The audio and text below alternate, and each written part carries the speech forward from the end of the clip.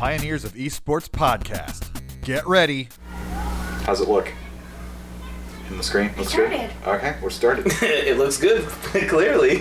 So, surprise, my boy Fernando came to Columbus this weekend, and I had a camera, and he said, let's hang out, and I said, yeah, let's do a podcast. So, after watching the Buckeyes, they didn't really, you guys, it's not your school, like Florida Atlantic's your wife's school. It is, so, I've got to be a very supportive husband now, this whole married life thing, they put a ring on your finger, you say all your silly vows, and now I got to be supportive to my wife. So she said, hey, we're going to go to Ohio State to watch FAU play. I was like, okay, that's fine. I was like, great. I'm going to watch the game, I'm going to hang out with Chris, and you can go hang out with your friends. And I've never done a podcast before, so for me, this is the first time. So this is kind of like a vlog podcast thing, so we'll see how this goes. Yeah, we'll try not to look into the camera too much because this is kind of new with like doing this instead of like through the Skype on the laptop. But sure, whatever. We've always been low rent, so I'm trying to up the rent a little bit, just a little bit. We're not going to gentrify too much.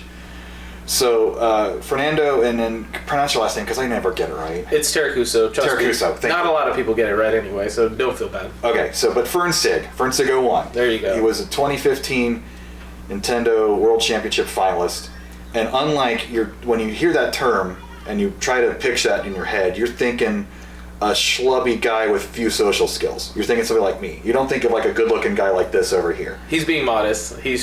Don't listen to him. Right. So, but. So you won in Florida. Yep. And let's just kind of go through that whole spiel because this is the whole point of this show is to get everybody's stories down and let like how do you wind up at a Miami Best Buy playing Dr. Mario and other games and end up in LA? Like how does that, because you're kind of a world traveling type of guy and you just add this to your resume of cool things you've done in your life. Yeah. So. It's actually a pretty funny story. So a little bit of background with me and just video games in general. When I was growing up, pretty much played video games, big Nintendo guy for a good portion of my life. And then when I got to college, there's other things I was focusing on and everything like that. And video games kind of took a bit of a backseat. But there were still some video games, like whenever a Zelda came out, a new Super Mario came out, a new Metroid came out, hey, I gave time for that. But like, a lot of the Xbox, PlayStation, first-person shooters, stuff like that, when that started coming out, I was like, really not for me. So for some reference, how old are you? 35. So you're 35. So you're yep. in that 16-bit. Is your time of your heyday? Actually, no. I think N64 maybe. No, not even. Nintendo was my heyday. Really? NES was my heyday. I started playing the NES when I was 5 years old. So when I got to the United States in 88, at around 89 is when the Nintendo finally arrived at my house. My dad and my uncle bought it. I just sat there and watched them play. And they would say, hey, would you like to play it? I'm like, no, I'm good. And I just kept staring at the TV. And then when they left, I grabbed the controller and it was over from there. They never played again. I ended up beating Super Mario in like a week. And they were just like, how are you... And I'm just like, well, I'm just holding the B button, right, run, and hitting the right D-pad, and then hitting A every once in a while. It's funny because that story sounds so ridiculous, but now that I'm a parent, and I can't imagine like learning a game that requires 2 analog sticks and several Correct. buttons, and I'm not going to learn that now. I can't. I just if you don't grow up with it, it just doesn't click, and yeah, I totally get it now. But so you said that you came to the country when you were 5. Where'd you come from? I came from Brazil. So oh, wow. I was originally born in Brazil. My dad and my mom had lived in the United States. My mom actually said when she wanted to have kids, she was like, I want to have all 3 kids in Brazil so they'd be able to have dual citizenship. So my mom and my dad came back to Brazil to have, the 3 kids that she wanted. And then as soon as my youngest brother was born, 6 months later, we were on a plane to the United States. And been here ever since 1988. So we're going on in September. It'll be 31 years that we've been. So I'm more American than I am Brazilian. I'm Brazilian by birth, but US&A, if I had a little flag. Well, yeah, and US&A flag. and you get the best of both worlds because American soccer sucks. Correct. So you Correct. right. It's great. Like, Correct. I definitely use the Brazilian for the soccer stuff. So but if Brazil and the US actually, if they played in, like, let's say a World Cup final, I would actually root for the USA because I think the USA needs that because I love soccer so much. And you guys have the Columbus Crew here, which we're finally getting a team back. We had the Fusion for 3 years, and then they went away, and now we're finally getting a football team. Thank you, Mr. Beckham. I appreciate it. MLS or like a MLS. Okay. Oh wow. MLS. Yeah. So we're finally getting an MLS team back in Miami. It's been almost 19 years. So for me, soccer was always a huge part. It just sucks that I didn't have that for a good chunk where I had a team to root for. So. But yeah, so kind of going back, I know we kind of went on to. Oh yeah, this is the style. I appreciate it. Get rid of the politics. Minus the politics, I like the Joe Rogan style because I like just tangents and talking about what you're interested in because that is what makes you tick as a person. I've got a good question for Chris. Once we kind of get through all this backstory stuff, this is a question that a couple of us were actually trying to discuss at the bar yesterday. So I'll bring that question up in a little bit, but the whole NWC thing. I went to Best Buy, I saw the flyer, I saw that it was there saying, hey, it was coming back. And I remember back in the 90s when the, NWC 90 was out, and I remember I had a Nintendo Power, hey, you can get one of those. 7 years old, looking at those pictures. Correct, and I was just like, hey, this is kind of cool, and it's like, register to see if you can win one of the 25 gold carts. I remember, I put in my name, I did the whole thing, obviously I didn't win, I don't have a gold cart, but, so I remember that reminds me. I have a thing for you. But okay. I think I know what it is. I think it's my very own gold card. Thank God you brought it up because I would have forgotten. It would have been a horrible golden opportunity. Literally golden. Yeah. Go ahead. So I saw the flyer and I was just like, hey, this seems, I remember this as part of the nostalgia, part of Nintendo, the whole thing. So I was just like, all right. I told Sylvia, and I was just like, hey, I have the weekend off. Do you want to go to a Nintendo qualifier thing? And she just looked at me and she's just like, I don't know what it is, but... And I was like, hey, I'll buy you dinner. We'll head down there, we'll make it a whole day thing, just hang out with me for an hour or so, and we'll be in and out. And I was like, okay. So I had this huge, work function the week before. And I asked her, I was like, hey, do me a favor. Can you go out and buy the NES remix because you can practice. So she's like, okay. Actually, that's actually the wrong part. We'll cut that out. That was actually after I won. So we went down there and we got in line and all this other stuff, and I didn't know anyone, and there was actually some big YouTube people there from South Florida. And I personally don't think that South Florida is a big video game hub, and I could be completely wrong. This was 5 years ago. Now I think it's actually picking up some speed. I don't know if you know HMK. No, I'm 43 almost. Oh, come on. But I'm sure you go on the YouTube. Yeah, I'm sure I could find it. I remember watching a video, one guy, they were showing pictures of line in Miami. Everybody's just kind of sitting there outside, and one guy's like, "Oh man, I got this in the bag. I can get $3 million every time." Yeah, that's the only footage I saw from that. And it may be him. So, Sylvia and I were there, and I had, I practiced a little bit, and Sylvia and I are just standing in line, whatever. We're like, okay. We got in, we were ticket number 60, and she sat in there with me, and... So that's the fourth group. Yeah, it was... So what time did you get there in the morning? Oh, we got there 7, 8 in the morning. Okay, so you didn't camp out? No, we didn't camp out. Did anybody camp out? I don't even think anyone camped out, to be honest with you. So, got there, and again, this is why I think that whole Miami scene for video games, I don't think there's a lot of people who kind of knew about it, or maybe they didn't really do a lot of good promotions for the Best Buy there. I mean, another tangent time, but what's the gentleman's name who did the U documentary in Cocaine Cowboys? Billy Corbin. Corbin, not Corbin. See, I get Corgan with the Smashing Pumpkins guy mixed up. But I hear his interviews, and he's just talking about how Miami is this, this strange, weird American, it can only happen in America, that city, and culturally it's just so different than anywhere else, and it really is. It's, when they say, hey, it's a melting pot, there's, it really is. There isn't just one specific, group of people. I mean, it is just you will find someone from every possible place on the planet that somehow will migrate themselves to Miami. Right. Like it's unreal, just the amount of cultural diversity that small section. Vice City was not a parody. No. And Vice City is one of my favorite PlayStation games ever. Yeah. Out of all that's my favorite GTA. Absolutely, 100%. I mean, and maybe it's because you and I really like the whole retro nostalgia look. Like I remember, I'd play GTA just to listen to the music, just to go steal a car, and just click on the stations and just listen to the music. I was like, you know what, this is awesome. Like I will, you go and try to kill someone, or I was like, hey, let's just get the star rating so I can get the police to chase me, have some fun. Yeah.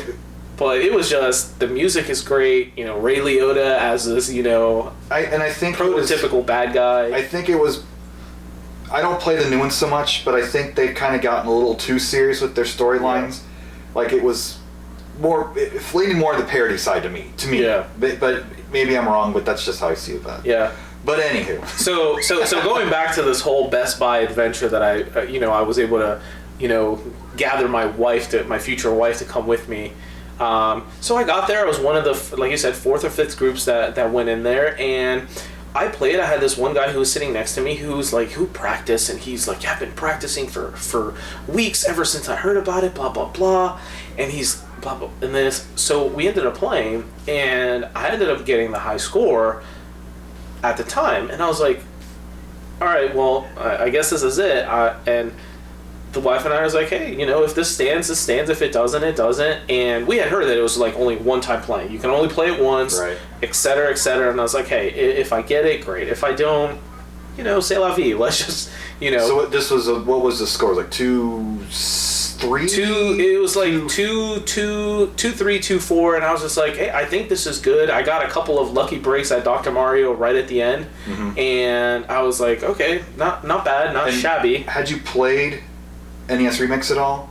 I did. Like I said, the wife had gotten the NES Remix for me like maybe a week or so before the event. So I got a little bit of practice in there, just to kind of see what it is, because I had never played let's say the campus challenge or the original, the retro production of the NWC cart with, the games and the time. So I was just like, okay, well, let me practice a little bit just to see where I'm at. Dr. Mario, Mario 3 and Mario 1, easy. Cake, not a problem. Right. And then I was just like, all right, Dr. Mario, I love the game, but that's why we were talking about earlier how I think versus mode to me is a lot better than me trying to build these contraptions to drop, kill. It's completely different. Correct. It's amazing that one game can have that many variations, hugely different variations of correct. So, and to me, I was just like, all right, well, let me go and I was able to get a good like set of 7 or 8 in a row to kind of bump up my score a bit to the millions. And I was like, okay. So the wife's like, hey, we can't play again, so let's go. So we left and we had 2 housewarming parties. So we had went to a buddy of mine's party, and I'm sitting there playing flip cup or beer pong, whatever it is that we were doing, and I get this phone call, and my phone was playing music for the Bluetooth speaker. So, and I can't even make this stuff up. So I'm sitting there, and I saw that a phone number from Washington had called. Oh. So I saw it was Washington. So I'm like, oh, it's probably some sort of spam call. And I go and I played the voicemail, but my phone was still connected to the Bluetooth. So I'm playing my voicemail, and the entire party is listening to, hey, this is so-and-so from Nintendo. Congratulations, you ended up with the high score here at the Miami qualifier for the Nintendo World Championships. We'll be calling you in the next 2 or 3 days to set up your information, to get all your information, because, hey, we're going to send you to LA for 3 days, 2 nights, whatever, and a +1 for the Nintendo World Championships. Holy shit. Everyone at the party is just like, what just happened? And I'm like, yeah, apparently I am the Miami regional winner of the Nintendo World Championships. The competition has been held in 25 years. And then everyone just starts going crazy. And I'm just like, Sylvia's like, can't believe it. She's just like, well, I'm getting a free trip to LA. Awesome. And Nintendo's footing this whole thing. So I was just like, wonderful. So, of course, now I start to celebrate a little bit more. than just a couple games of beer pong or a couple games of flip cup that we had. So, I'm still in shock. I'm like, this guy's a prank phone call. There's no way that my score held up, because I'm like, I know that there's people that are much better than me at video games. And sure shit, 3 days later, I have an employee from Nintendo calling me at work.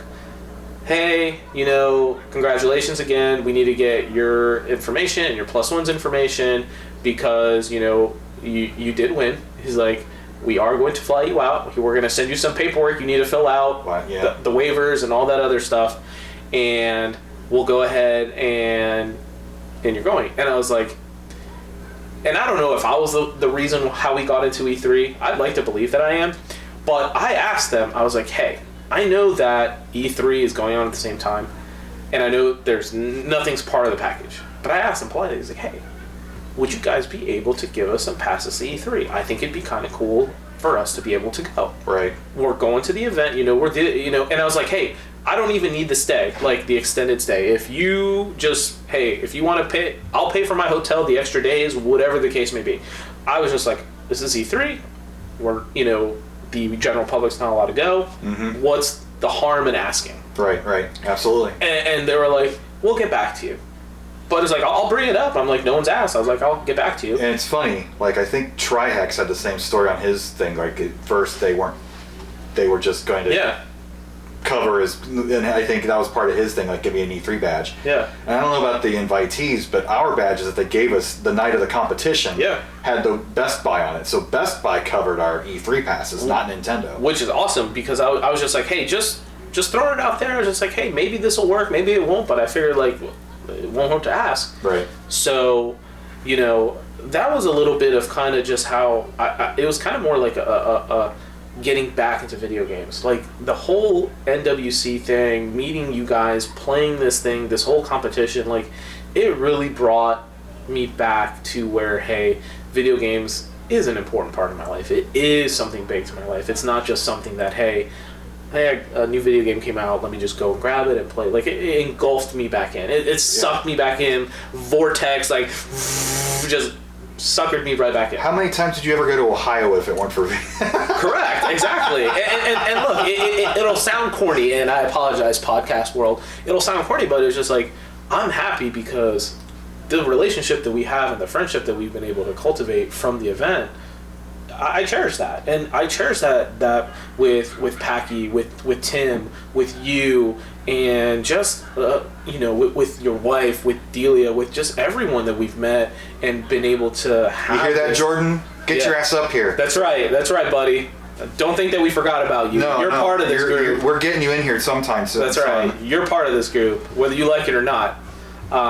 So, like, just that kind of stuff for me was huge. It's just being able to make these new friendships and these new relationships with everyone. Like, that's huge. And it's not me trying to, profit or get money from it or anything else. I truly enjoy your company, you doing this. And for us, I think you and I especially, we have more similar interests outside of video games. Right. We love baseball, we love sports, we love hockey, we love a lot of other things that isn't just video game related. So I think for us, it's been, pretty cool that something as simple as this was able to really bring it back. And I think one of the cool things was, this whole, with the shootings, that video games is causing, shooting, and not to get political or anything like that, but like, video games are the reason why we have this stuff. And I'm like, no, I think video games is the reason why this community, this whole eSports, this whole community comes together, is this kind of stuff. I don't think it tears people away. I think it brings people together. I mean, it can be. I'll put it that way. I don't. You're right. Let's the politics about correct that type of stuff. I mean, it's been debunked so many times, but it's an easy scapegoat. Yep. And every generation has had their cultural scapegoat, whether it was heavy metal, whether it was comic books, whether. Yep. It's just the flavor of the month. Yep. And 50 years from now, video games will be blasé, and there'll be something else that's ruining the youth of the culture. Correct. But you're right. I mean, the reason I do this damn podcast is I want to keep us all to like our particular 2015 family, but also the 1990 family, the 94 guys, even the guys before that. I mean, everybody's got these stories, and just getting it out there on YouTube and podcasts, whatever else. And again, thanks for doing this. Kidding me? Anytime, dude. Let's kind of go over the nuts and bolts of what happened in LA. You were at the first night. You brought Sylvia? I don't really remember. There were about. They sent us to a restaurant the first night. Yep. It was more like a tapas bar type place. Yep. So it was lots of small dishes. Everybody shared the food, and Nintendo covered the bill except for the alcohol. Yep. And I was the old guy there, so I was jokingly the dad buying everybody else beer, apparently. Yeah. But there was like several different cliques of people kind of hanging out, and I don't really remember if you and Sylvia were. I don't remember you at our table at that particular night. No, so I actually was with Essentia. With Carrie. I was with Carrie. Yeah. I was with Denton because, we were just talking, and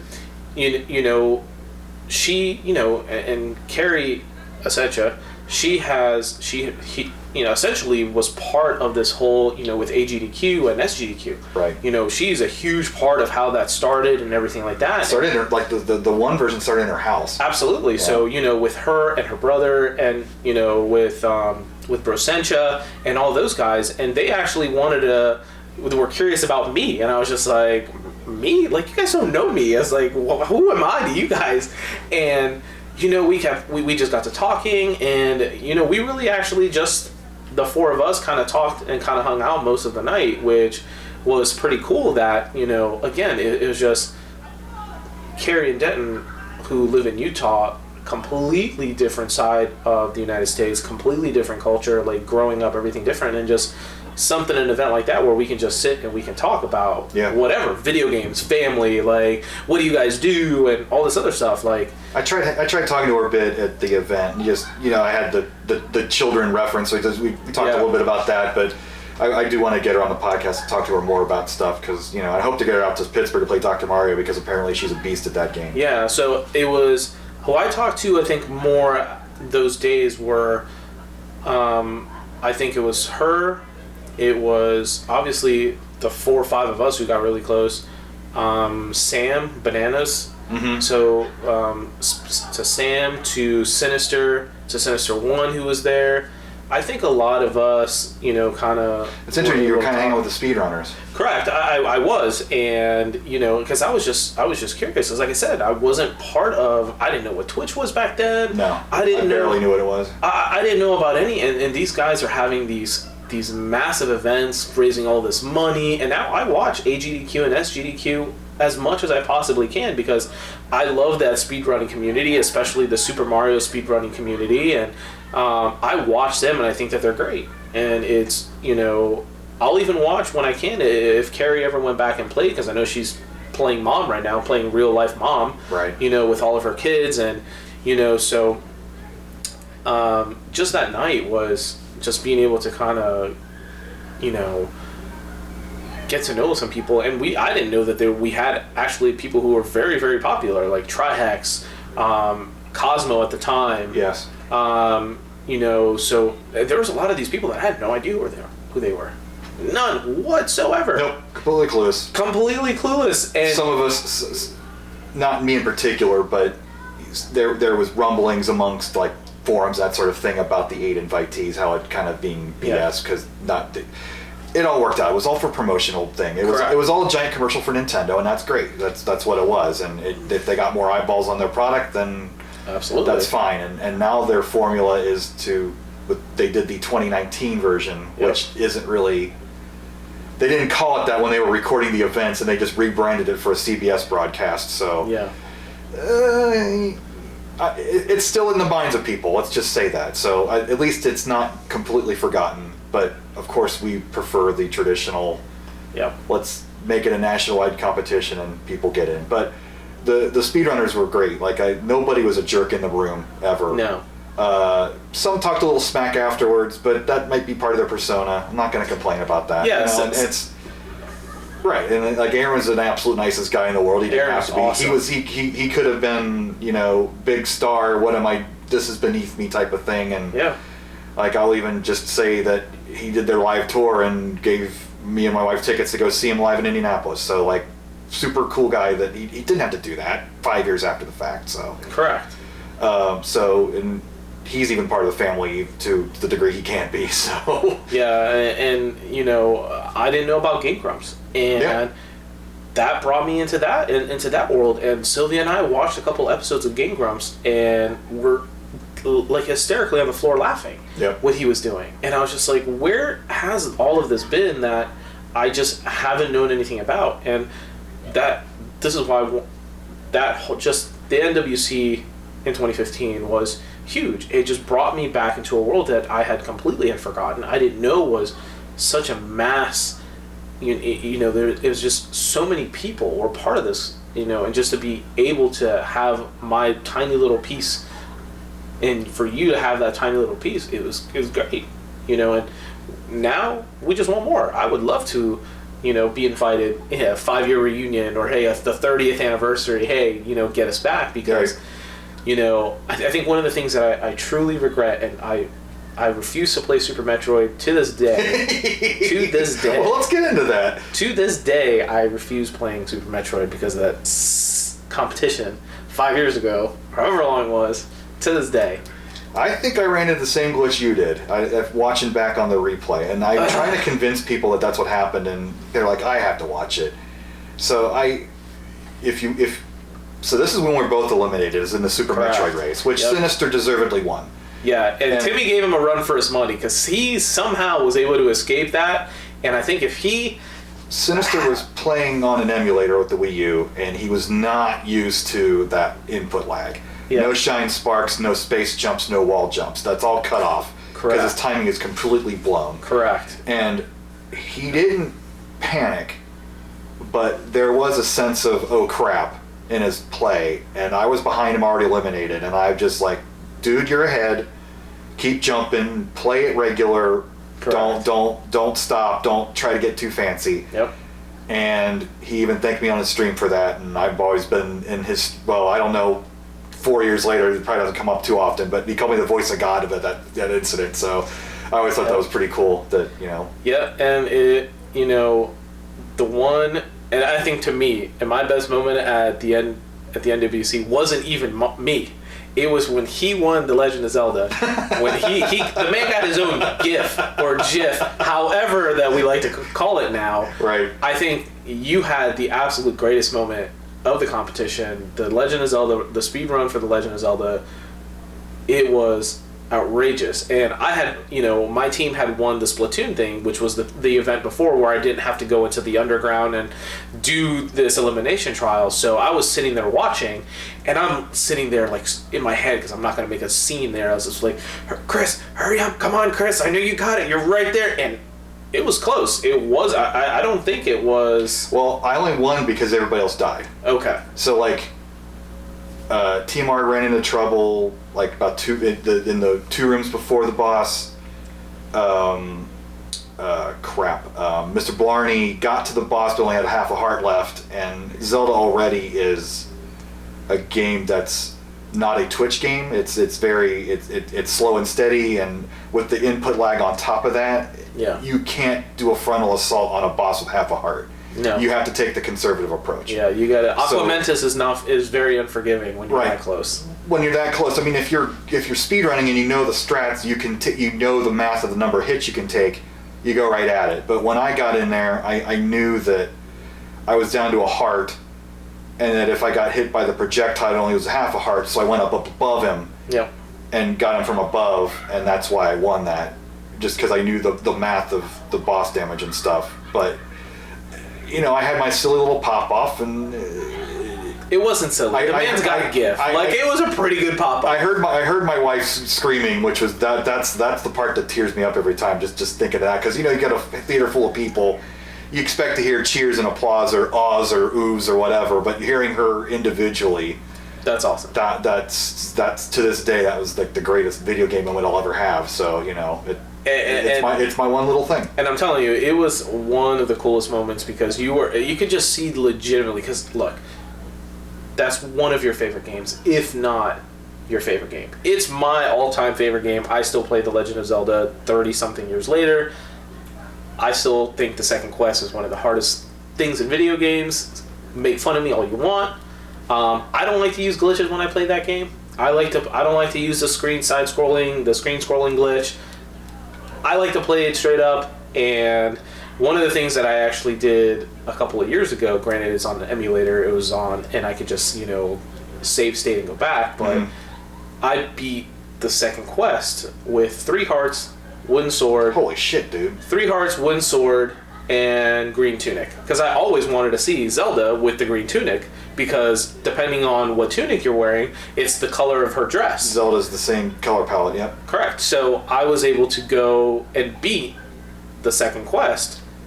And I had to use save states because you have no idea what it's like. 3 hearts, that's 1 hit, you're dead. Correct. When you're facing a room full of freaking blue iron knuckles or dark nuts, yeah. I wonder why that name didn't stick. Yeah, slightly unforgiving when one shot and you have 9 dark nuts.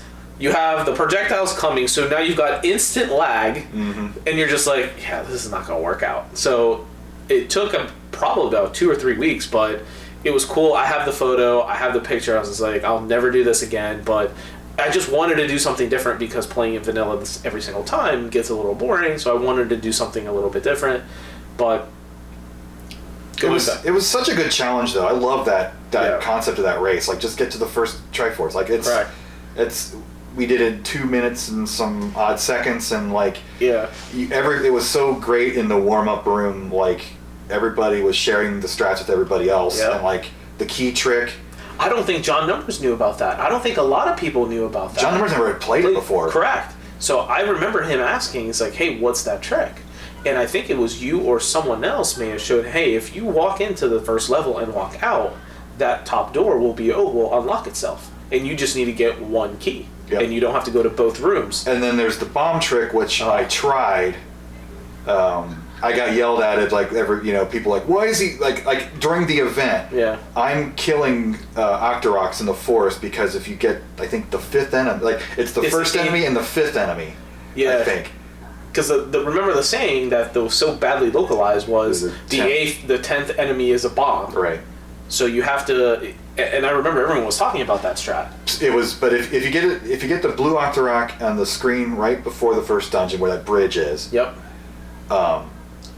It's likely turned into a bomb, but that blue Octorok is buried in the corner. Yep. Like, getting him first is difficult. Correct. So I did the conservative route, thinking that if I could take out like 2 or 3 on the way, take out 1 enemy to clear my path open to the blue Octorok, get the bombs, that knocks off 45 seconds. Like, that's a clear path to the Triforce. Yeah, it saves you only need the one key, which you can get in that Wallmaster room. Correct. So that is like a killer strat, which nobody had got. Which I think I watched the videos everybody playing, and Jovenshire struggled. I don't think he wasn't really prepared for it.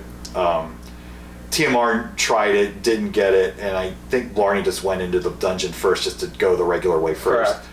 And which I think personally, I think that was the smartest thing to do because, like I said, there's such a mathematical chance of you getting that bomb drop where it does save you. Like, it'll save you, I think, it's 1, 2, 3, I think maybe 4 rooms depending on the path that you go that you save. Because not only do you open up the walls, you also have 2 bombs to beat Aquamena super fast. Correct. So it's the strat for that particular race, but that's not a guaranteed drop. So it's like on a 1 chance race, that's a pretty damn big gamble. Correct. And I tried it and failed, and I was behind. And then also my, we're always talking about me. I don't want to talk. Well, I'll talk a little bit about what, like, when you first enter the level 1, there's a key to the right and to the left, and you need 2 or 3 total keys, I guess, because you get that last key in the Wallmaster room. Yep. But most people only got 1 of the keys and then went through, and they got a key to the far north if you were going to take the arrow path. Yeah. When I have full hearts, I like to go to the left on the first room and get the 3 keys with my throwing sword. Yep. But I didn't have full hearts, so I screwed it up. But I was already pot committed, so I went for it, and it still worked out. But I screwed up so much because the pressure was on, and you're thinking but not thinking all the way through because you're doing it real time. And But anyhow. So you're watching this though, and like when they showed the Disney show, you see, I think it was Packy like going like, oh my god, because like somebody died and another person died, and you could see the intensity on everybody's faces because that tournament really didn't have that many moments. It was that one and the drama of balloon fight, and then probably Mario Maker. Yeah, and I think the one thing that if I wish Nintendo could go back, I think that it should have been a point system where all of us got to play all the games. I think that if I got to play Mario Maker, I think I would have done well in Mario Maker. Right. I think, I'm not good at Smash. I would have been 16 out of 16 in Smash. I button smash, I button mash, and hope for the best. Hope I do a smash or something. Yeah, I would have been Donkey Kong and pound on the ground the entire time or something. Correct. Cheese, terrible, whatever. Correct. I'm actually pretty good at balloon fight. I love balloon fight. So I think with the laggy Wii U controls, that would have been really interesting to see. Correct. So Mario Kart, I think I would have. My friends tell me it's like if you would have gotten to play Mario Kart, I think you would have done well because I like the first course was Baby Park and some of those other courses that all my friends were like, God, if you just got to play Mario Kart. 200cc was brand new at the time and nobody was used to it. Like, so I wish that I would have had an opportunity to play those games, but I had my opportunity. I got down to it was Metroid Bomb Blast. Let's talk about it. All right. So do you know more about this glitch? Or is it just in Super Metroid, or the silly game that the brand new what was it? It was the it was the Metroid Bomb Blast. What was it called? Oh, Blast Ball. Blast Ball. Okay, so let's start there. So let's talk about Blast Ball. Let's go. All right. This is the game that we're in the room downstairs with Katy Perry and all the people that had performed at what was then the Nokia Theater. Correct. We have to sign all these NDAs. We're not allowed to take pictures. We're not allowed to communicate with anybody because we're going to play this brand new exclusive world premiere game. Yep. And it's freaking Metroid version meets Rocket League. Correct. So, oh my God, just the entire Metroid series just ruined me that night. So we're playing. So we get this game. So we're in this war room. We're in this dungeonous kind of area like below the theater where they've got us cooped up for the entire day. Essentially, we're going like 18 or 19 of us in this room because Hungry Box is down there. Yeah.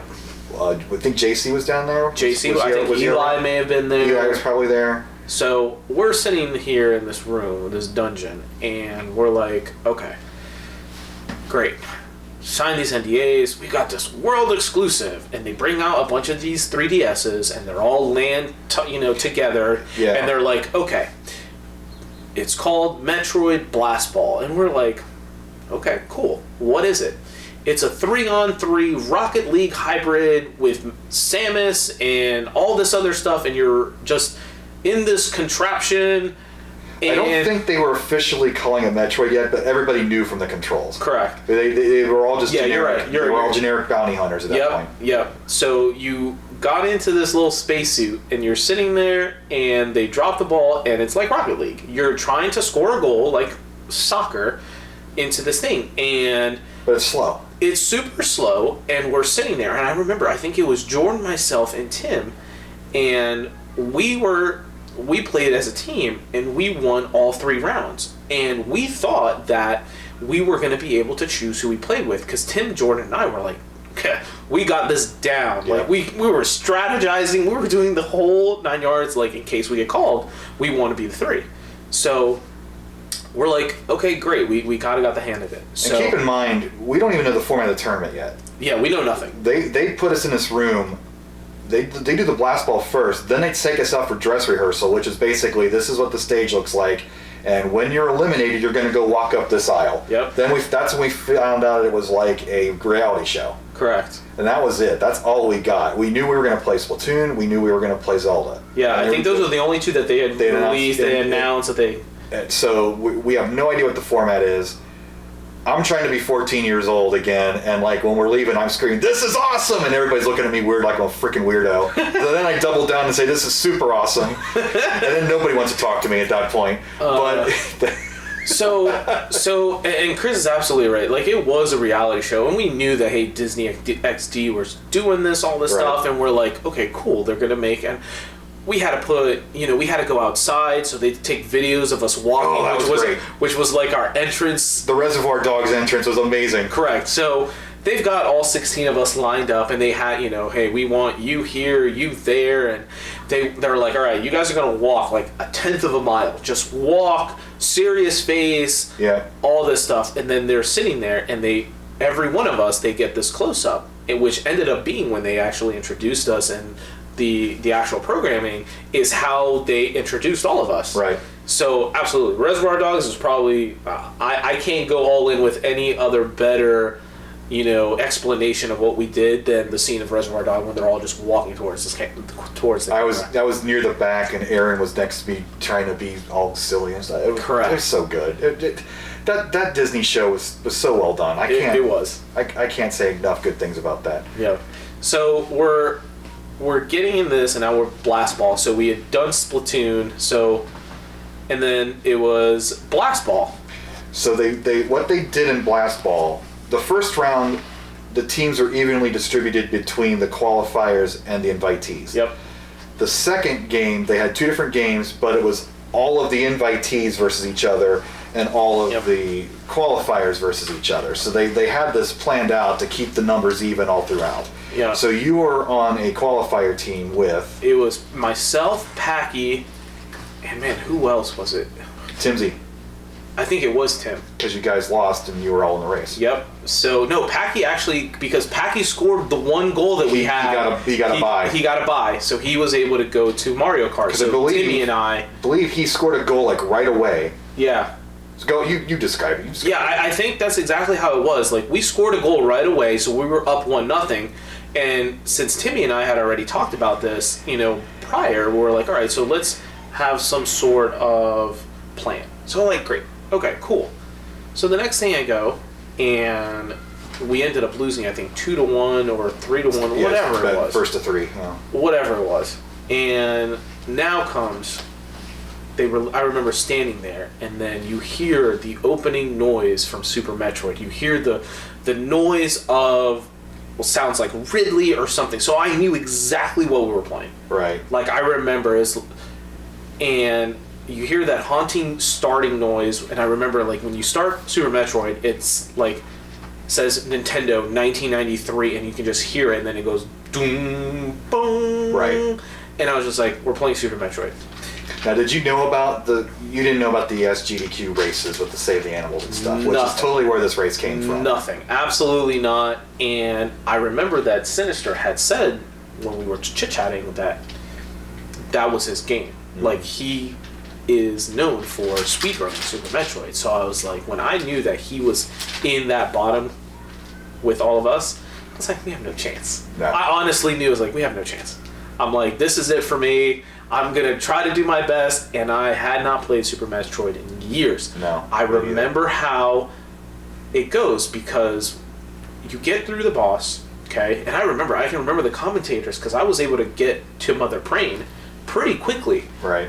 And what got me, and I remember looking down, the buttons were inverted, and I had asked, can I switch, because you can go in the settings before you start, can I switch the buttons? You couldn't. I could not. No. So I had to play with inverted buttons. So I kept on hitting the menu button instead of the missiles.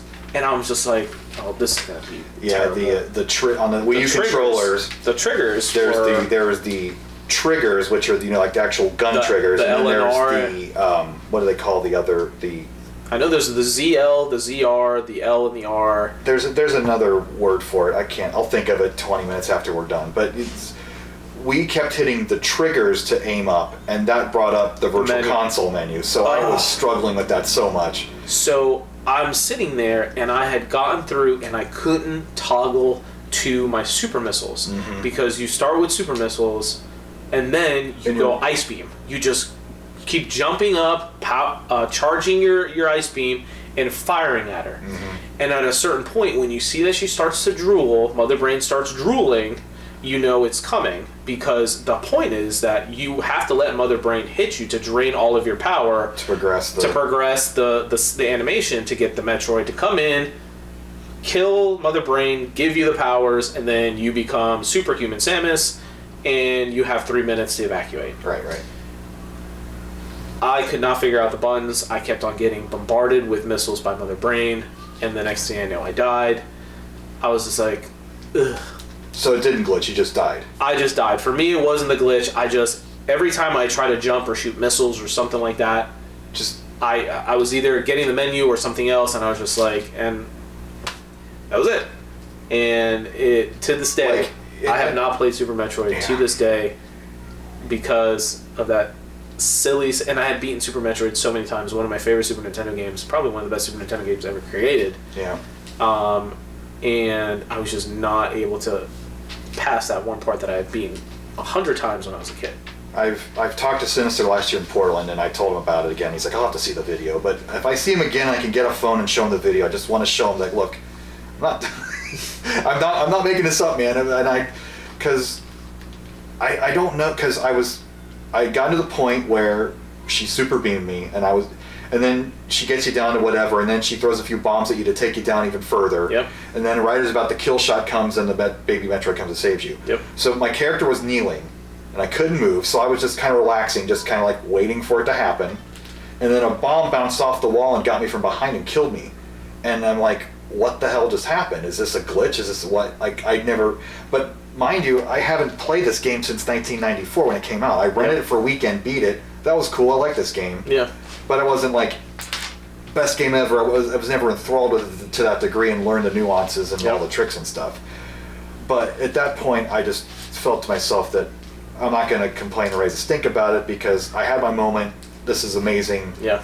Let somebody else have their moment. Let's just go. And I cheered on Sinister and whoever else and just went on from there. But I just want to show somebody that knows the game that well, just to take a look at it, just to see what the hell happened. Just because I tell other people, I'm like, oh, you should have complained and had a restart. I'm like, there were no stakes. Yeah. Like we didn't know at that point, but we kind of figured that nobody had said what the prizes were. Yeah.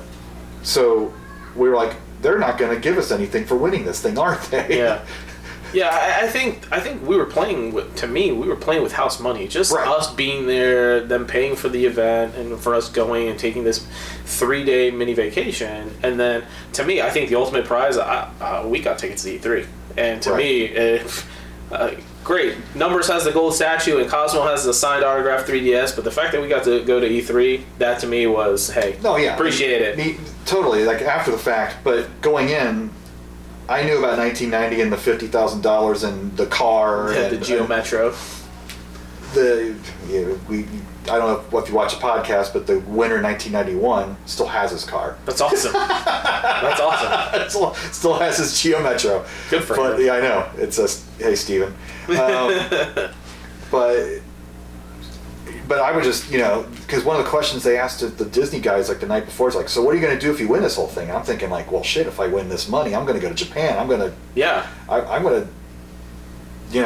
go crazy with this stuff. But but it didn't turn out that that's what happened and whatever. But at that particular point when I lost and I was out, I was like, hell of a ride. I can hold my head high. I was terrible in Splatoon. I did good in Zelda. I was terrible again in Metroid, but 1 out of 3 is good in baseball. So absolutely, batting .333 is pretty good. You're on the top echelon of baseball. I did not zero it out. I did not embarrass myself. Correct. I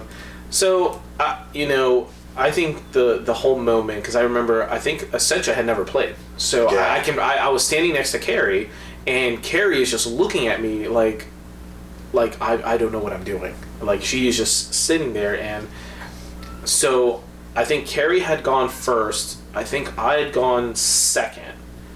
Then who else? I was first. I was dead first. Were you? Yeah, I was first one to go because it was before. Okay, so it may have been because I remember I was still playing and Carrie had lost, so I was still playing, and then it was between Timmy and Sinister. And Sinister. So and then they finished it out. Yeah, and Timmy actually, like I said, Timmy did great because he actually was able to get through the whole thing, and he was climbing up the. He was outside of the first vertical chamber. He was on the planet part. Yep. So 10 seconds behind or so. Correct. So not. I mean, yeah, he didn't embarrass himself. He lost. You lose to Sinister in a game like that, then. Yeah, especially one that he's known for. You pat on the back and then it was cool, watching the rest of the tournament, and then we kind of had our own little group behind the scene watching the tournament, and that was a highlight for me. Like just wondering what game was going to come up next and cheering the hell out of. Yeah, it was fun watching Hungry Box and Reggie do their much anticipated Smash Brothers brawl.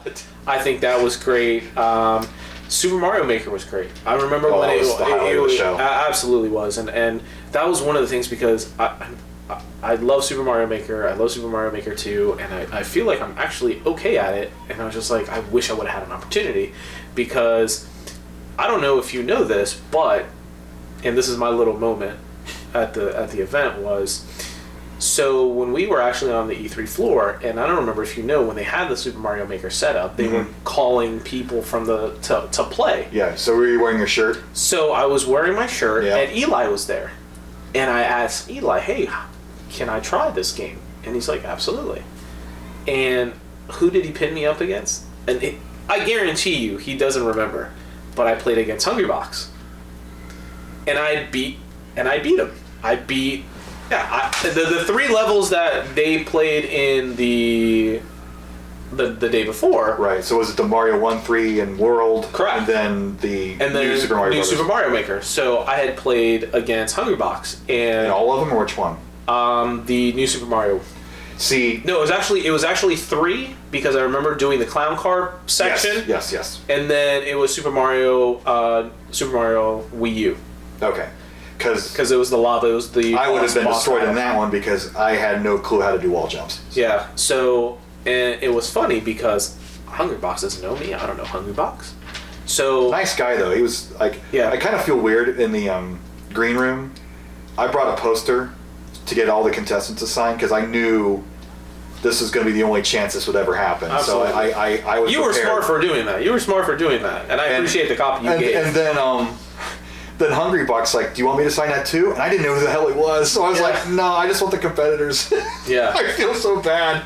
Like, I'm turning down Hungrybox for an autograph because I'm some stupid idiot. So, and it was cool because they gave us the 30th anniversary, the gold pin. You know how at the event they were giving out the little small plastic pins, right, to complete the thing, but you only got this gold pin if you got called up and if you got to play.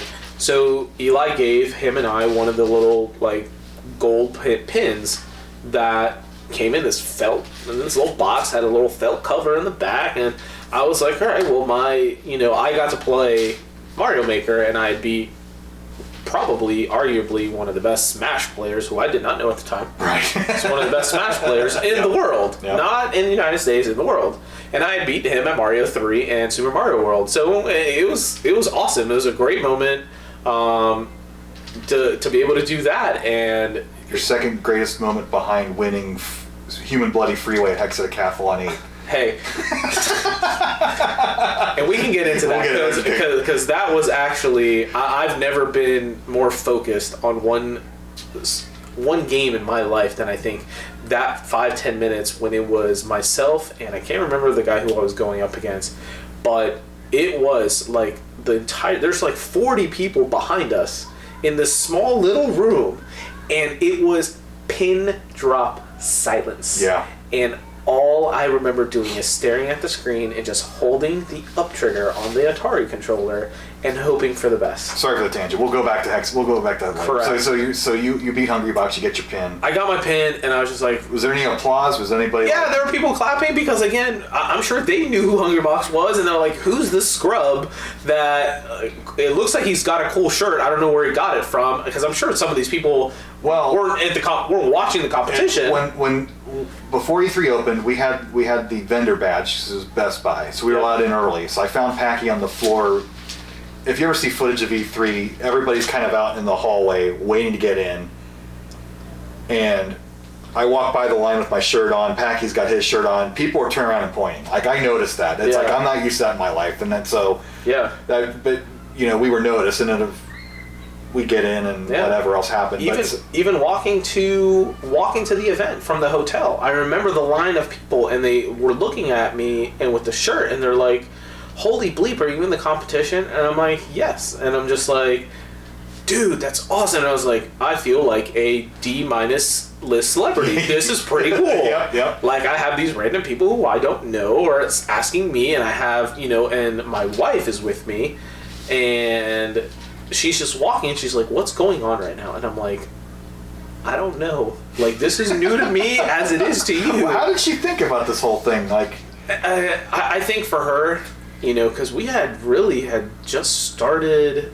We were about a year into our relationship, so we were dating, and I think for her, because she knew that I like video games, and, you know, I played video games and all this stuff, but not to the intensity where she was engulfed in this world too, and she had no idea what was going on, because she never played video games. Mm-hmm. She's not very good hand-eye coordination when it comes to video games, so she was just like, she was taking it in. She's just like, this is great. So she's not like, this is childish stuff, I'm gonna go drink and go. No, Who did she hang out with at the show? And I think she was just being super supportive because she wanted to be supportive of me. Right. So I actually think she may have sat with your wife, or because there was like the plus one club with Mal, and I think she hung out with Mal because she's friends with Mal. Yeah, and then who came with Jackson? That guy.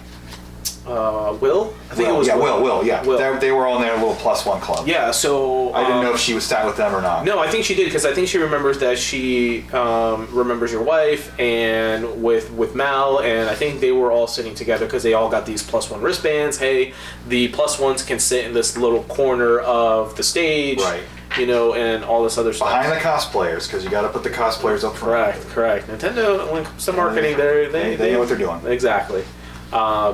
So I think she just took it in stride. She enjoyed being there. I think she was just taking it all in like I did. Like, going back to, hey, I was brought back into the video game world that I did not know was this massive 4 years ago. And even knowing what I know now, just how much eSports has really taken over, you know, with what Ninja's doing and some of these big players who are, you know, making these millions of dollars playing video games, where 20 years ago we played video games because it was fun. It was what we enjoyed doing. It was either go outside or play video games. There were people who were extremely good who were fighting, and that's what the podcast is about. So it's like, so you beat Hungrybox on stage. We got our moment. Did you do anything else in LA that week, or what did you do? No, I just enjoyed E3. I was able to go to an event that I've always dreamed of going, being able to hang out with you guys, build those friendships and those relationships, and kind of, you know, just take it all in. Like, E3, being able to go to see some of these games that are coming out, being able to play Super Mario Maker, hanging out with one of my best friends who lived in LA, who I stayed with the other couple nights. So, and he was my plus one for E3. Sylvia had to go back to work. Oh, wow. So Sylvia didn't come with me to E3. My buddy Truman did. So he was my plus one at E3, so he got the same perks I did. So we both got the exhibitor badges from Best Buy and Nintendo. So, and it took us an entire day to realize that we could have gone into the VIP Nintendo area and just not waited in line. Like, we're sitting there waiting in line to play these games, and then nobody told you. No one told us, and we're just sitting there like clowns waiting in line. And then we found out on day 2, and they're like, yeah, all you need to do you have an exhibitor badge. Go to the VIP and play as much as you want. I didn't know that. Well, I was only there for a couple hours. We had to leave that night. You didn't know that either? We knew we could get in early. Like, that was one thing I figured out. But when we were there, before the crowds got in, we would try to go around and, like, no pictures till the show opens and that kind of crap. But I was only at the Nintendo booth for a little bit. I tried to play a game of Mario Tennis, and I got beat, but it was like one of those games that went to like advantage, and so we played for like 10 minutes. It was exhausting, and I finally lost. And then I played one round of blast ball with Timsy and one of the other guys, and we won barely because I wasn't very good at that either. But we kept our streak going. Yeah. And then I heard about the story with Jackson and the pins, but I'll let him tell it in his own words. Yeah. And it was just, and I wish I would have known because I'm sitting there like a fool in line for an hour and a half to play Mario Maker again. And then the second day I think it was someone at Nintendo. They saw my badge and they're like, hey, you know you have access to the VIP. Well, good on that guy. And I'm just like, what do you mean we have access? It's like, yeah, you don't have to wait in line for anything Nintendo. You have an exhibitor badge. And I was just like, you lost that hour. I was just like, all right, thanks, buddy. I appreciate it. And then, boom. And I think what was funny, what came out of that too, and I think Tim and Jackson we started collecting amiibos. I have a complete boxed North American set of amiibo all the way up to the latest one that just came out. How'd you get the Isabel? I can't find her.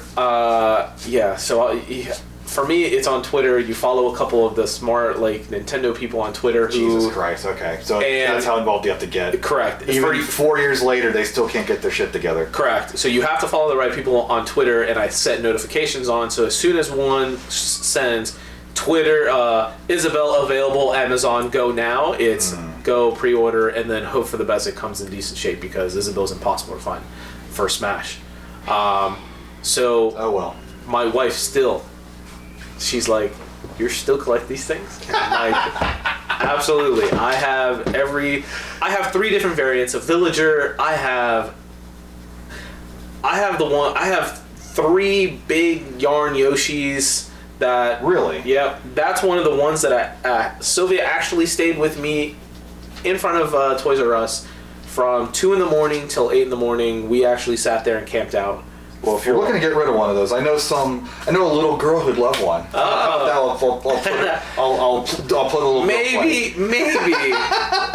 if I find one, there could be maybe a large yarn Yoshi coming your way.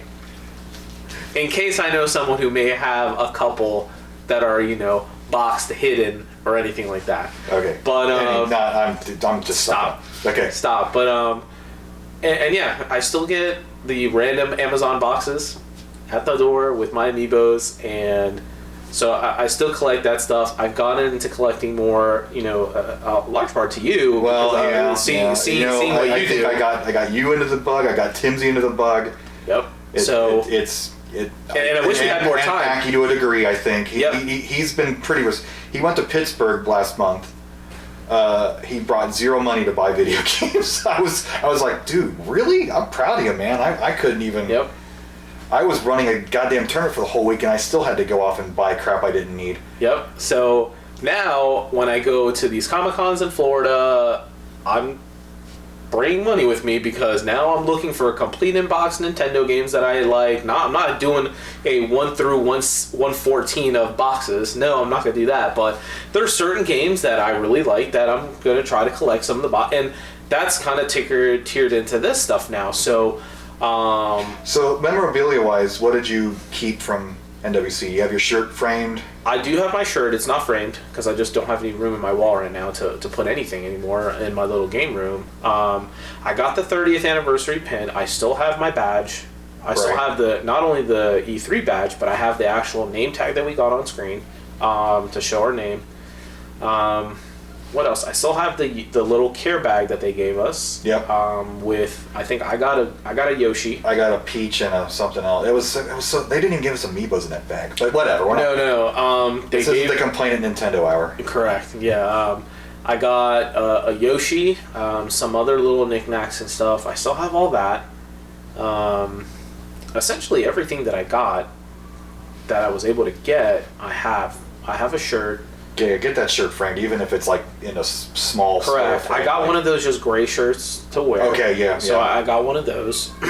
Which we couldn't. I was thinking about trying to get one at the show, and they were all sold out by the time we got out of there. Yeah, I don't know if Sylvia was able to get one for me, or I don't know how I ended up with one. But I bought a blue one off of Fifth Sun, I think, which was official at the time, but now they don't have them anymore, and I I kind of don't want to wear it out, but I'll still wear it to the proper things. Yeah, so I blame you for the thousands of dollars that I've spent collecting in the last 4 years. If I could, literally my game room now is nothing but collecting garbage that my wife looks at me. I'm not going to say a dollar amount because that's just how about a number of games?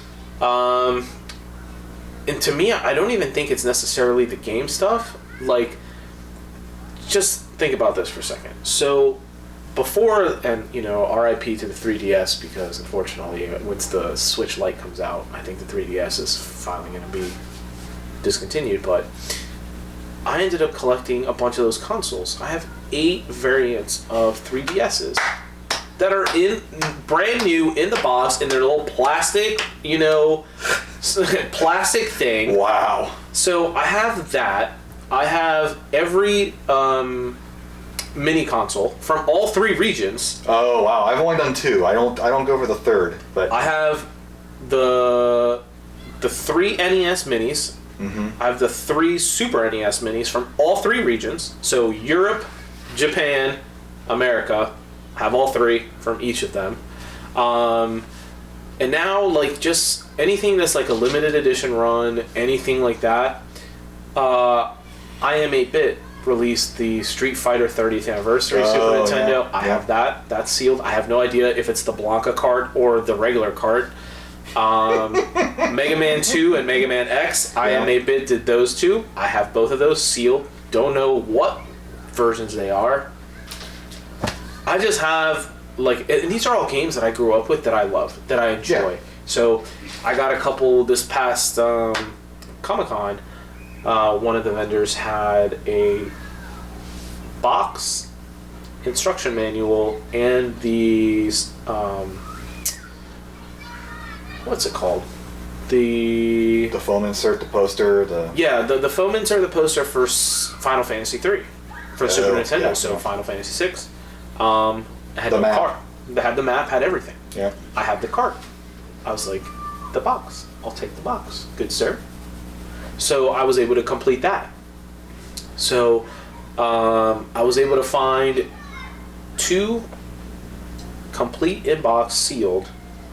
One is... You go hard, dude. Yeah. I don't do that sealed shit. That's nuts. That's I got crazy. one on OfferUp. The guy had it listed for 3 years. It was 2 copies of The Legend of Zelda Ocarina of Time Collector's Edition, sealed. He had it on OfferUp for $500 for both copies. No, he wanted $500 for each copy. And they weren't in the best condition. And I was like, I'll give you $500 for 2. For both of them. He's like, it's been up here for 3 years, sold. Wow. So I have that. You can tell he doesn't have kids yet. I don't. My wife and I don't have kids, so I can spend my money on this stuff. Don't tell my wife, who says, I want to listen to your podcast after. I was like, that's fine. Yeah, that's fine. We love you, Sylvia. Yeah, and I think probably the coolest things I have in my collection is I have a lot of Zelda stuff. So Breath of the Wild, I was able to get a Master Edition. So I have this massive freaking black box Zelda Master Edition sealed. I have... Because no wonder you don't have anywhere to hang up your t-shirt. Those boxes take up so much space. Correct. I wish I could FaceTime my room so you can see it now. I'm going to get down there someday. I think the coolest Zelda thing that I have is I have a copy of The Legend of Zelda Famicom discs sealed. Wow. That was a guy who was liquidating his entire Legend of Zelda collection. I actually got 4 sealed games from him. I got Link to the Past, the 1 millionth, what's the, when they sell 1 million, the bestseller one, that's sealed. I have the 2 Game Boy Advance Retro, Zelda and Adventure of Link sealed, and I got the Famicom discs. Damn. And that was because my buddy and I had just flipped a bunch of old video games, and this money we just say, all right, well, let's spend it on the stuff we want. So we ended up buying a bunch of that stuff. So you ever gonna like buy a Famicom and actually play that version? If I can find a Famicom, I would, but I wouldn't open the disc. I would get a used copy on eBay for like $10-15, and I would play the discs. Because the disc system is just so odd with the sound differences. Yep. Like the sound of the boss monsters, just, it's supposed to be enhanced, but to me, it sounds really, not in a good way, but it's so different. And then the screaming into the microphone for the Pole's voice. So, funny you bring that up. Okay, when I was a young kid and I would be reading and I would sit there, this is The Legend of Zelda, so I'd be reading the damn instruction manual of The Legend of Zelda. I don't know if you've ever noticed, but on the bottom of every page, they give you a little hint. And I remember getting to 2 hints that still puzzle me to this day.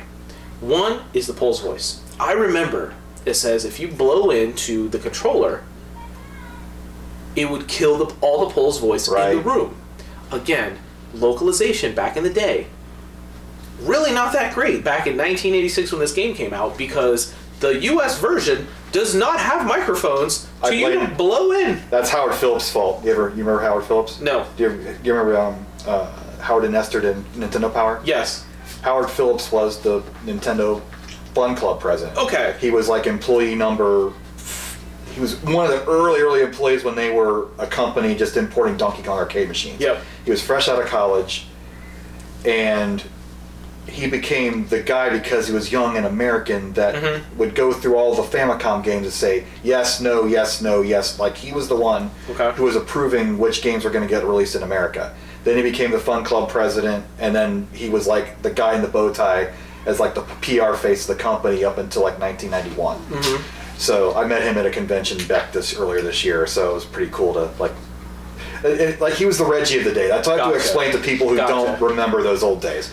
But he was the guy he was the reason why we didn't get Mario 2 over here. He was like, this is too hard. Yeah. The graphics aren't that much better. Yep.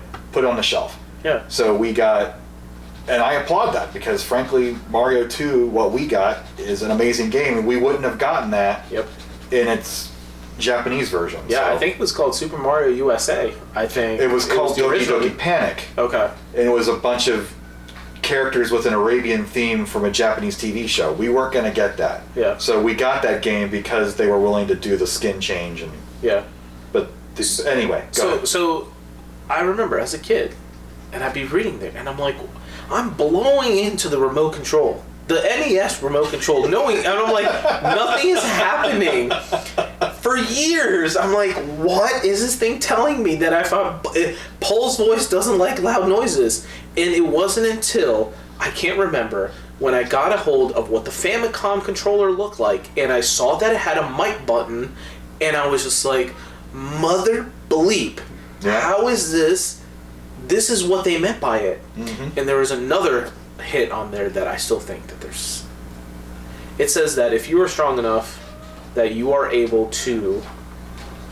There is a way for you to get into the underground in every room, every square of the map. Now, it doesn't specify first and second quest. It just says that if you are strong enough, there is an underworld entrance at every possible square on the map. And I'm thinking to myself, and I can remember, I would go and blow the recorder on every block. I would get the red candle as fast as I can to burn every tree. Buy all the bombs and every bomb I can, and I'm just like, no. And then I reached out to someone on Twitter. I don't know if his name is Mako or Mako. I can't remember. And he did a huge localization thing. And there's like a big book, I have the book, and I bought the book because I was like, what's my favorite game? And it's the entire thing of localizing, how they localize The Legend of Zelda. And I asked him, I was just like, there's 2 things on the instruction manual that I never was able to understand. And he kind of went through the whole process with me, and it's just like, hey, back then, the way that they localized things, it really didn't make sense. Like the whole... the 10th bomb is the enemy. It didn't make sense. They were using their version of Google Translate. Correct, back in the day. So, and he went and said, hey, you can't, there's no way for you to have an entrance to the underground, into the underworld at every place. Whether it's a cave, whether it's stairs, they don't have it. People have tried, the localization was not right. But I'm telling you, Chris, for years, if not decades, playing that game, I would be sitting there and I would be like, I'm going to find every entrance because the silly instruction manual is telling me there is one. It really was an obtuse game, like, because I had the previous generation games, so I played like Advanced Dungeons and Dragons on the Intellivision. That was my first introduction to those types of games, and that was randomly generated dungeons, but you can beat the game in about 5 minutes if you take a direct path. Yeah. But it was randomly generated, so it was fun because it was different every time. It was sort of a roguelike at the time, the best graphical roguelike that the Intellivision could pull off.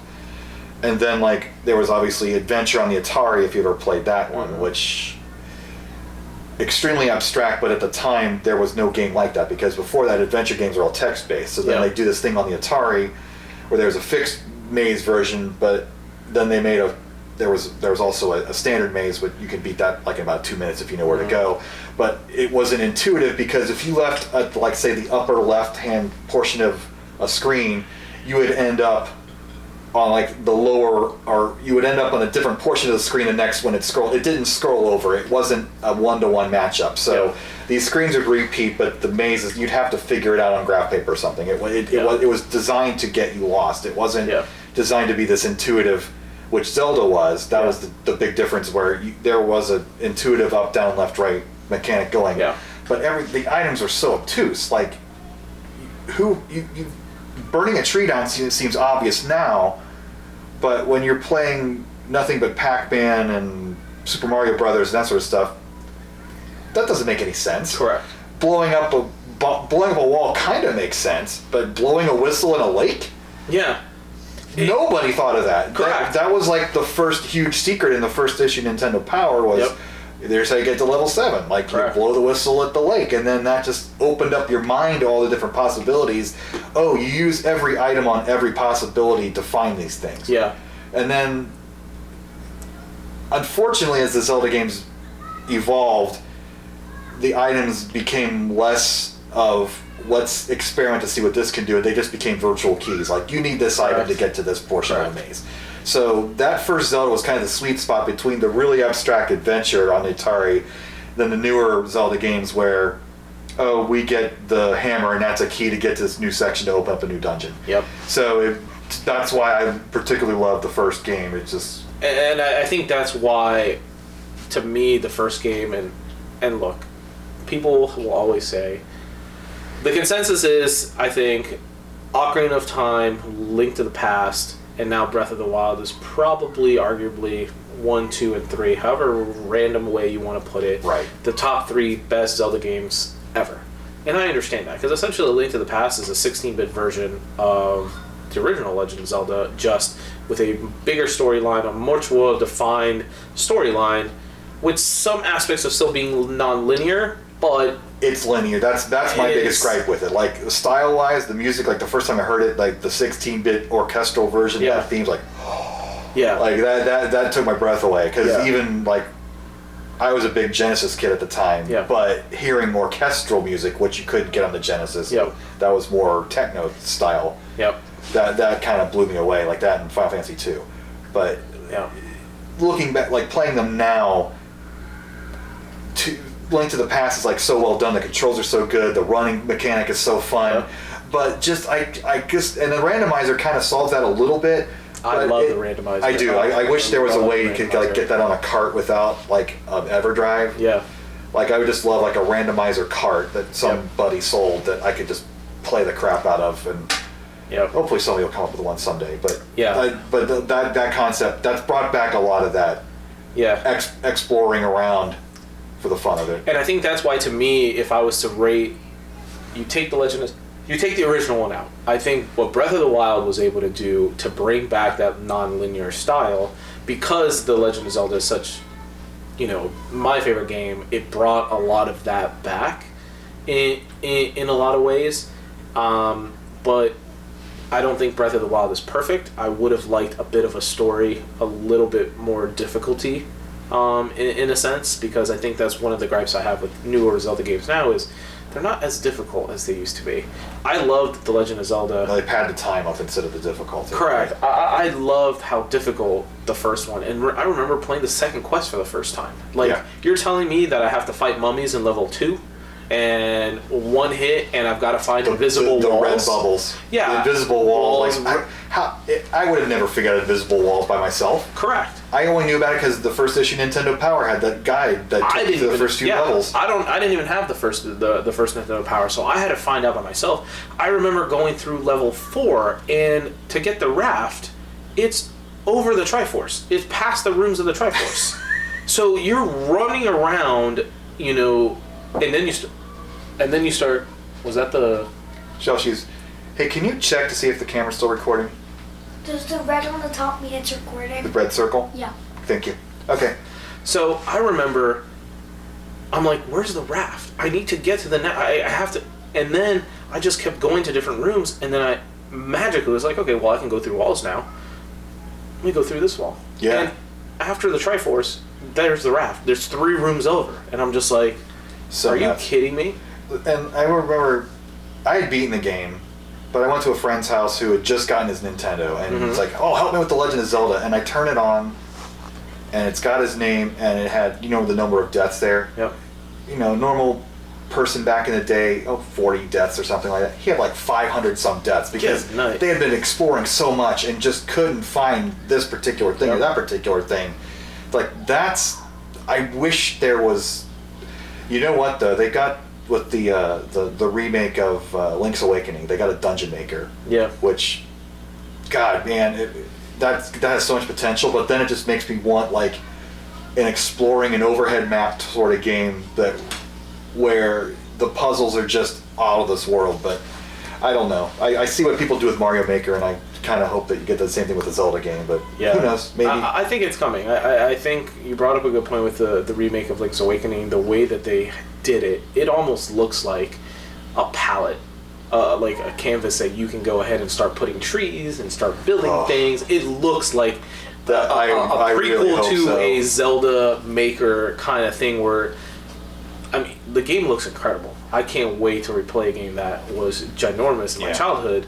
And it was like snarky and funny too. It wasn't so serious. Correct. So I hope they'll keep that with that art style. And yep, I remember. I'm gonna get stealing items. Later, so remember me. I remember stealing items and then by accident going back into the shop and him killing you. Like I figured all that stuff out by myself. I didn't know that you could do that, and it was just. But I think that's what made those games so much fun. Right. Was just learning the mechanics on your own and not telling you, you know, step by step on how to do everything. I like the exploration part. That's why I love Nintendo so much more than some of the games now, is because I think the difficulty level is gone down in a way. Right. So let's talk a little about what happened since then. So like I said, I made it a mission, knowing what happened to those guys in 1990 and other years, to try to keep us all in touch, and I think we've done a pretty good job. I've talked to everybody. I've at least talked to everybody on Twitter. I think I've met with everybody except for Jackson and Mr. Blarney in real life since then. Yep. And Jackson keeps talking about it, so we're going to get his ass to something at some point. Mr. Blarney, I got to get to NorCal to see you again at some point. Yep. But you came to one of my hexadecathlons, which is when I moved into my house like 10 years ago. I had this big game collection rather than be that guy who sits on all these sealed copies of stuff and says, look at my fancy stuff. I said, well, I have all these video games. Let's freaking play with my friends. Yep. So first year, had about 15 people, and it's grown, and now I don't even have it in my house anymore because there's too many people coming to this thing. Yep.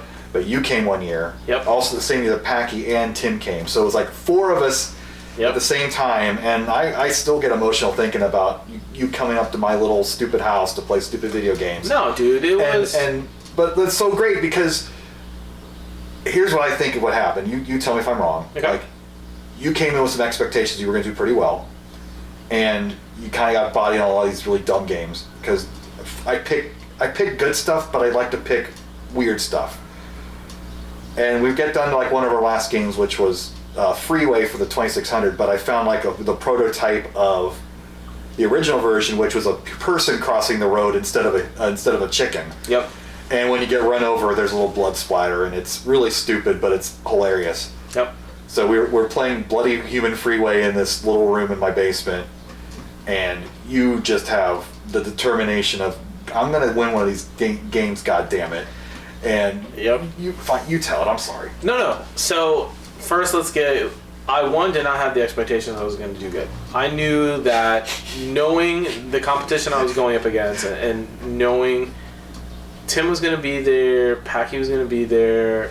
You're a hell of a video game player. I wasn't playing, but I know some friends that have a lot of pride. JD was there. So I knew Scott. Yeah. So I knew. Look. And when you were releasing the titles that we would be playing, I'm like, I've never played any of these. No. I've never played any of these. So I was like, I'm either going to learn on the fly, or that's essentially it. I'm going to go and have some fun and call it a day. And that's essentially what it was. Right. To me, it was, one, I was able to hang out with the four of us who were there, because I think out of the 8, I think the 4 of us are the ones who stayed the most in touch. So just to be able to go and see you guys and be part of the event that you always hold, that you hold very dear to your heart, because you've been able to make it to what it is now, and you do Replay FX, you do... That's where it all grew from. It's like I did this thing in my basement, and then I was like, let's take the show on the road. Correct. So you've been able to mutate and to grow this event for your love of video games and your love of being able to play video games with your friends. So to me, to be able to be a part of one of those events, of course, you said, hey, let's do it. Absolutely. Ooh. So my boy from Florida came up to Ohio in goddamn February, cold ass weather. Yeah, it was. Did you have a winter coat? And I did. And by the way, it was my wife's birthday. So wow. And she's a trooper, because she's like, absolutely, I get to go see Michelle. You get to go and hang out with Chris and your guys from Nintendo. Absolutely, let's go. Why the hell not? So we were able to, make a weekend out of it. So it was great. You and Linda picked us up from the airport. We went to all these places. We had the event, and went to Thurman's. We went to Thurman's. Yeah. We went to Hot Chicken Takeover, which I still believe is the best fried chicken I've ever had in my life. So it was something that I would absolutely, if I could do again, absolutely. Because I know you want us always to come, and if scheduling can make it happen, I'd absolutely come again and get bodied by every single person here besides Bloody Freeway. I dare anyone to challenge me on that. I have the copy still. I kept the copy. Not only did I get the trophy, you got a copy of the game. I got the copy of the game. So, to you, all of you. Now you see the choice to play it. That's right. I just got to find one of them. But I actually have it. I have it in a spot there with my little trophy and the 3D printed out gold medal that I got. It's all there in a little spot. So, absolutely, dude. What you've done with that event, what you've been able to get from all of that, I mean, it's incredible. And I know that this stuff is what you enjoy doing, and you just like playing video games with your friends, and you're just like, all right, well, let me make an event out of it. So why the hell not? Yeah, just come and play. Absolutely. It meant a lot to me, and still kind of does. And no, dude, I still have the poster. The NWC 1990 poster that you gave. I have it. It's on a frame in my game room. The Disney XD, you gave me the SD card for the entire program. Still have that. It's right there with all my other stuff. So, and you've in some way have cost me tens of thousands of dollars on my video game collection. So, yes, you owe me a lot, actually, because my stupid rabid now collection is because of you, damn it. And I have an entire game room based because Chris's stupidity and my stupidity for being like, man, I want to start collecting. I need a hobby, because clearly I didn't have enough hobbies before. No. So now I'm just going to start spending thousands of dollars on my video game collection, which one day I'll either pass it on to my kid and he'll look at me as I'm crazy, or I'm just going to sell it. And whoever gets it, for whatever price, it's all yours. I enjoyed it. I hope the next person who gets it enjoys it as much as I did. And I still blame Chris for everything. So there you go. There you go, podcast world. You want to know who blames me for my ridiculous collection of video games now? You. This guy. You. God damn it. You ruin everything. I'm the worst. The worst. Yes, you are. That's what the 4,000 in my nickname was about at the time. I had 4,000 video games. Correct. And I couldn't change it to 6,000 because it's just a pain in the butt to change your name. But correct. Well, Fern, thank you for being on the show. We didn't even get to talk about baseball. Oh. We didn't even get to talk about Fine, baseball. let's talk about this. I want 5 minutes of baseball, and then I have my one random question that I want to ask. Let's do it. Okay, first of all, you're in South Florida, Marlins fan. Like, there's very few of you hardcore Marlins fans. Yes. Thank God for you. Yes. I hope the team doesn't move. 2 world championships in 5 years. I'm a Reds guy, but I was rooting for the Indians all the way in '97, and that was heartbreak city. And what's happened since then is even worse for them. Yeah, no, and that's the thing. It's like when my team won the World Series when I was 14 years old in 1990, and that's like that perfect age range. Yep. You'll never forget that crap. 1990 is like the biggest year of my life because like NWC and the Reds winning the World Series and Buster Douglas winning the world title. It's just like all this weird pop culture crap happened in my life, and I was a freshman in high school. But like, so let's talk about year end of that with the Marlins, and then how like they're the Adam Dunn of baseball, literally. They strike out most years, but goddamn, when they go for it, they win it all. Yeah. So I've been lucky that there's a lot of fans across the country who are hardcore, baseball fans that root for these teams who have never been to the World Series. I'm talking to you, Mariners fans, and hell, have even won a World Series. Packy. Yeah, San Diego. So it's one of those things where I was blessed to get 1 in the first 5 years. And then for some crazy reason, 2 in 10. I have no idea why. I have no idea how.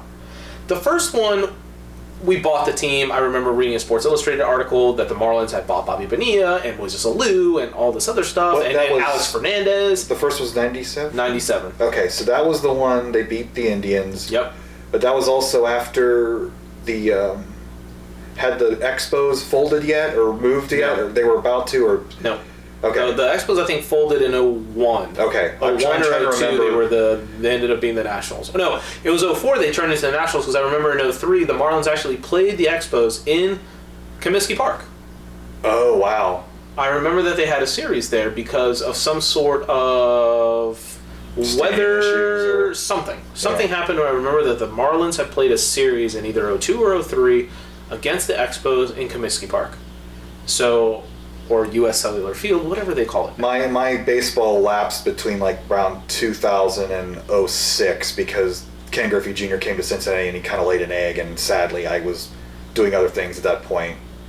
And I got brought back into it by reading C. Trent Rosecrans' blogs, who now works for The Athletic, and back on my old podcast, he was actually nice enough to be on my show for that. So I always try to thank him when I see him around because, he's like a big-time baseball writer now. And it's cool to because we're about the same age. I think we graduated high school the same year. So it's kind of cool he's my guy because he's, it's my age and generation and stuff. But so what was our baseball talk like? We're both, the Reds are not going to finish in last place, it looks like, for the first time in years, but they're going to finish in 4th out of 5th. My team is about to be 40 games under 500. I'll be happy if they were able to win 63 games to not hit 100 losses this year. I was just say, are they on track to break the record? Yeah, I mean they're not the 40 and 120 Mets who won 40 games one year, so they've already eclipsed that. So they won't be that, but I think this will be the second or the third time that they will eclipse 100 losses. And 1998. Did they take out the damn home run statue? Yes, they did. Why? Yes, they did. I mean, a lot of people are pissed that they fired Tony Perez. That sucks. That's a shitty way to handle something. Yeah. But why get rid of like the one thing that your ballpark has that's like unique to your city and embrace the bad? I embraced the bad for a long time. I actually enjoyed how silly it looked and just the thing that Loria. He's like, I'm going to spend $3 million on a huge sculpture from Red Grooms, which is going to light up and shoot water, when you hit a home run. So what they do with it? It will be now outside of the stadium because there are certain laws, and don't quote me, please don't get back to me either. Right. My wife actually, who is a city planner, actually knows more about this stuff than I do, but there has to be X amount of dollars worth of art. Public art in a public funded stadium. So the home run statue that they took from left center field is actually going to be posted somewhere outside, which will still go off when they hit home runs and when they win. So okay. I like it. It's still in the stadium. It's still going to be at the stadium, but just not inside. Did they get rid of the bobbleheads? No, the bobblehead museum is still there, even though Loria actually owned a lot of those bobbleheads. So they had to replenish them with new ones. Okay. Because that was actually Loria's collection that he put at the bobblehead museam. All right. But I took a photo for you because I sent it to you. Because I remember you had talked that. I'm the worst interviewer ever. I keep getting the track. Keep getting off track, but I enjoy tangents. This is what's great about this, and I'm going to do something that he challenged me a couple of weeks ago that I don't know if he remembered. I'm going to try to say not just the winners of every World Series from 1991 to current. I'm going to try to say the loser because that's what he asked me. I gave the winners to my wife. He had challenged me now the losers, so I'm going to try. All right. If I can remember, I'm going from 91. You're going to go backwards or forwards? I'm going to go from 91 to 2018. You're insulting me on purpose. How do you not start at 90? I know the Reds won. I don't remember who they played. Who was the dominant team of the late 80s? See, now I got to think, because I would have thought it was the Athletics. Yes. So it was the Athletics. They swept the A's. Because that was the A's are the dynasty. They had won 10 straight playoff games going into that World Series. So Bob Welch was their second best pitcher, won 27 games that year. They were Hall of Fame up and down. Well, Canseco. My craziness about baseball started in 1991. You were 6 though, so I get it. So for me, it started in 1991 when the Marlins were about to get the expansion team, but they were still 2 years away. So the closest team to me were the Braves. So for me, and the Braves. That's right. I can't remember his name, but he's classic. Pretty good. That's pretty good. That's pretty good. Home run for Dale Murphy. Yeah. So the only thing we had in South Florida was the Braves for TBS, and we had the Cubs with WGN. Maybe the Mets on the WOR. Did you get that at all? No. Okay. It was just it was the Cubs and the Braves. So I was like, all right, well, Atlanta's the closest team, so I'll root for the Braves. So which were good in '91. That was the Ron Gann, Otis Nixon, Mark Lemke days. Just for the funsies of it. So 1990 was the Reds beating the A's. Yep. So 91. Let's go. So 91 was Twins. Twins won the 91 series and beat the Braves. Mm-hmm. 92 was Toronto beating the Braves in 92. 93 was Toronto beating the Phils. Mm-hmm. 94. Touch 'em all, Joe. Yep. 94. No World Series. 95. Atlanta beats Cleveland. 96. New York beats Atlanta. Which was crazy because the Braves were the favorites. They won games 1 and 2, and then New York stormed back. Yep. And then we had to put up with that bullshit for the next 5 years. 97, obviously, Florida beats Cleveland. Not Miami, Florida. 98. Oh, yeah. That's right. 98, Padres lose to the Yankees. Sorry, Packy. Kevin Brown, who went from the Marlins to the Padres that year. That's why I remember that. 99 was not the Subway Series. It was Braves losing to the Yankees again. Ugh. 2000 was the Subway Series, Mets and Yankees. Mets lost. 2001, it was Diamondbacks, who were... The Marlins actually had the fastest expansion team at 5 years, then Arizona beat them with 4. Isn't that crazy? Yeah, well, Randy Johnson and Kurt Schilling, that wasn't such a bad 1-2 combo. 02 was Giants losing to the Angels. 03 was Yankees losing to the Marlins. 04... The Yankees lost a lot of series. Yep. You keep thinking they were dynasty, but they certainly lost a lot. 04 was the curse of the Bambino, so it was Boston beat St. Louis. 05 was White Sox beating the Astros. 2006 was St. Louis beating Detroit. Okay. See, these are the years I'm foggy. Yep. I want to say, hey, pull up Wikipedia just to make sure I'm right. I want you to make sure. No, my phone is from 2006, so I can't bring Wikipedia up on it. All right. 07. We'll fact check these later. Yeah, 07 was Boston beating Colorado, the Rockies' only appearance in the World Series. That's when they went on that crazy streak. They won so many games in a row. Correct. And they had so many days off it killed their momentum. Yep. 2008 was 2008. About the cards again? It may have been the cards. Was that the Josh Hamilton, the Rangers series? No. 9 was the Yankees again, because that's the last time they won. And I'm dead hoping they don't win this year. No, it was 2008 was the Phillies beat the Rays, because it was the Rays. That's right, the Phillies, that was right. That was and they were going to be a dynasty in that war. And then 09, the Yankees beat the Phillies. Now, 2010, so this is how I try to remember it. 10, 12, and 14 were San Francisco, because they make fun of the even years. Even years, yeah. So 2010, the Giants beat... Who do they play? This is so bad. How do I remember shit from the 80s way better than I remember stuff from 9 years ago? That's what you remember. I'm a bad baseball fan. I think the Giants beat... It's someone from the American League Central. I'm almost 100% positive. Well, the Central's changed so much. I don't remember who was where. Because it's not the West. They didn't beat anyone from the West.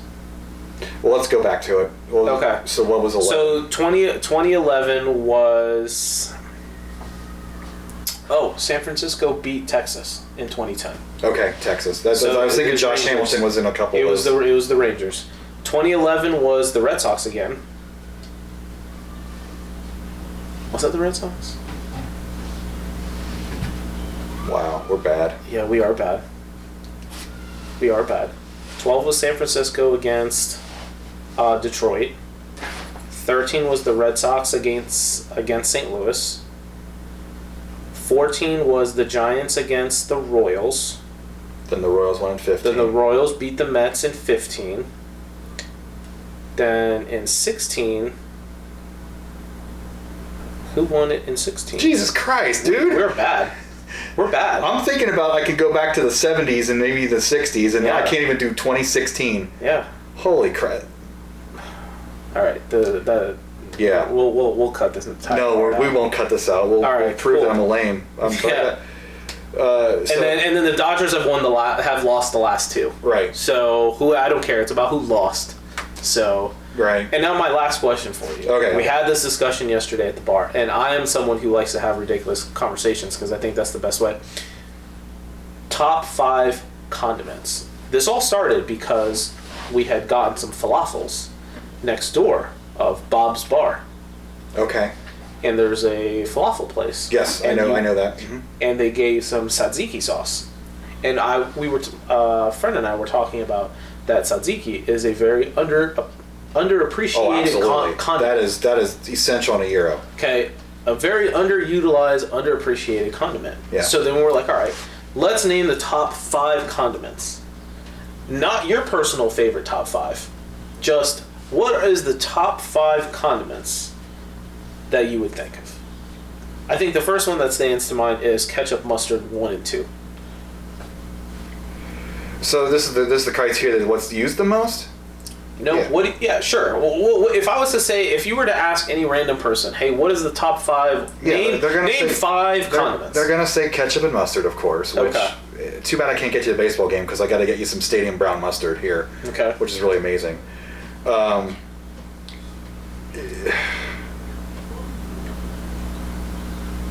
I'd have to go. I guess buffalo sauce, like buffalo chicken. We said hot sauce as number 5. Right.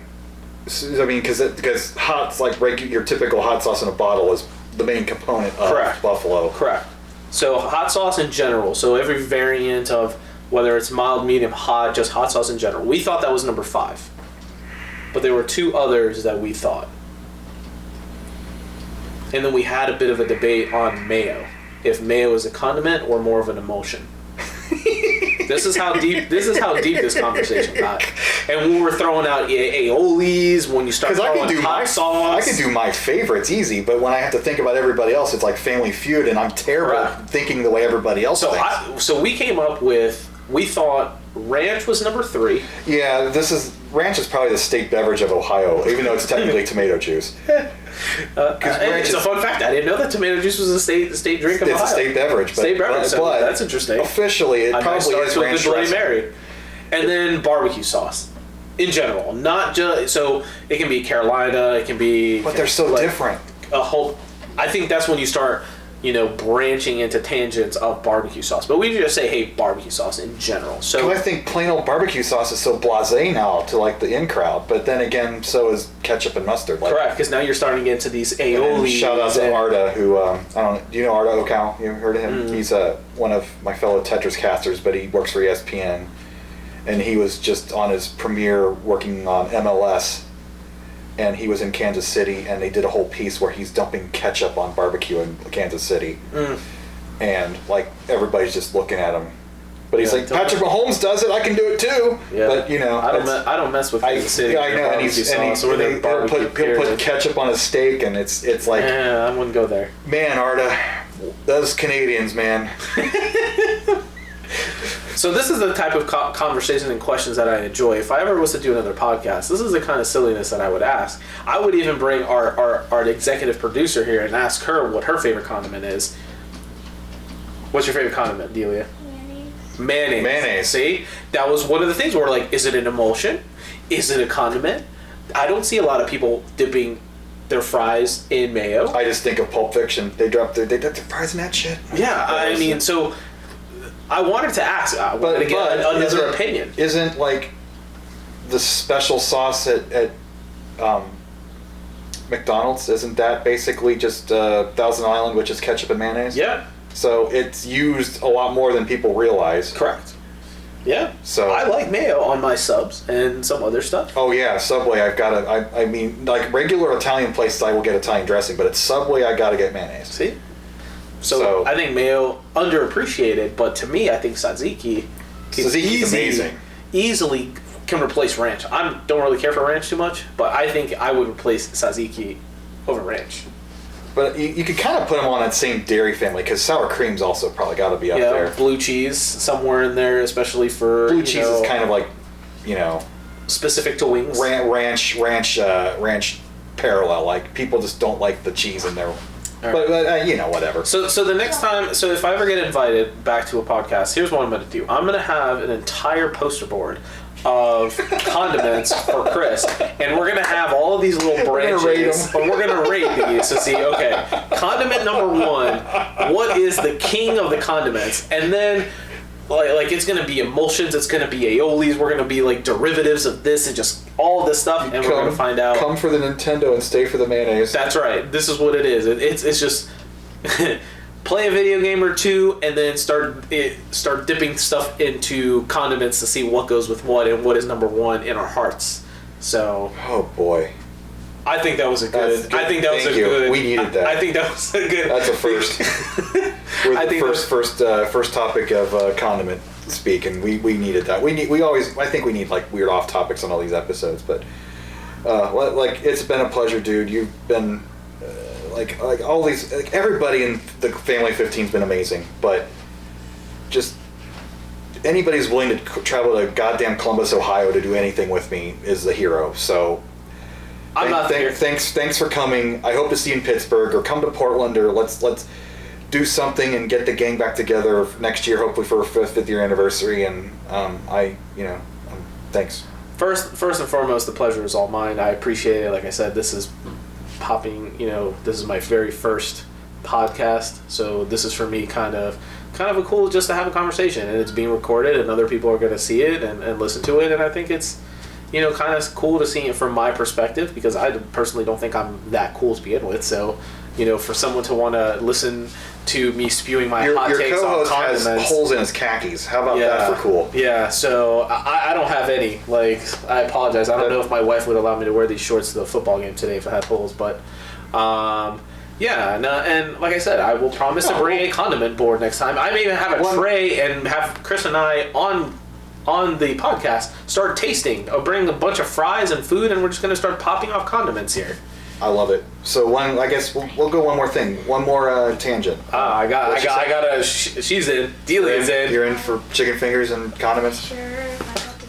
we'll introduce Raising King. Absolutely. We're all about, hey, this is a family show. What did you think about Ohio Stadium? What did you think of the experience? Like, what other big-time college football games have you been to? Because you're a UCF grad, right? I am a UCF grad. And they're like big-time now. Yeah, well, I know that the fan base has been slightly obnoxious the last 2 years, but I think that has helped the brand, and I'm not going to go into another 2-hour conversation on where UCF needs to be and everything, but the stadium today was awesome. And me growing up in Miami and being a Hurricanes fan before I went to college.